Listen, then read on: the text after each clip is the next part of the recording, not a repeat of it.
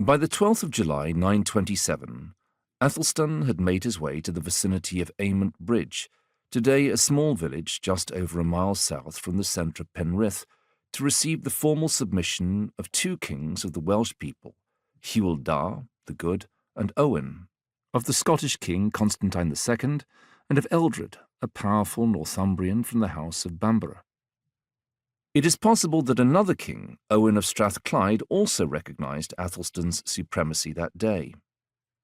Earlier in 927, Æthelstan had become the first ever person who could legitimately be titled King of the English, having brought the previously independent kingdom of Northumbria within his dominion.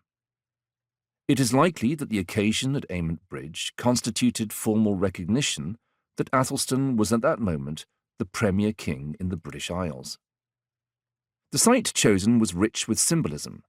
The Old English place name for Aymont, at Aymotum, means literally at the meeting of the rivers, indicative of Bridge's position at the place where the rivers Aymont and Lowther flow together.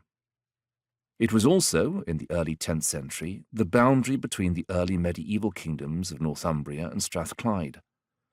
Meetings between rulers of roughly equal power were often deliberately held on borders in the early medieval period.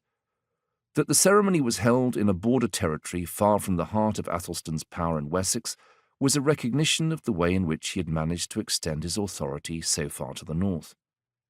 But it was also, perhaps, an indication of the limitations of that authority, inasmuch as he could not compel the kings present to attend him further south.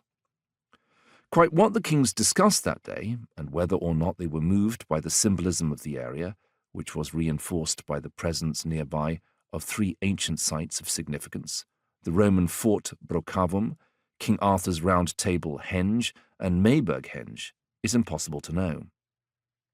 But the event, recorded in only one of the 7 principal extant versions of the Anglo-Saxon Chronicle, was the most significant that had yet been set down in English historical texts.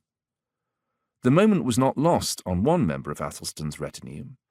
A man of continental origin, possibly named Peter, had journeyed north with Æthelstan and witnessed his political successes of 927.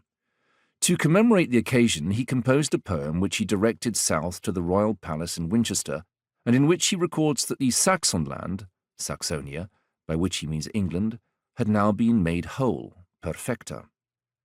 Bridge was more than a coming together of rivers and of kings.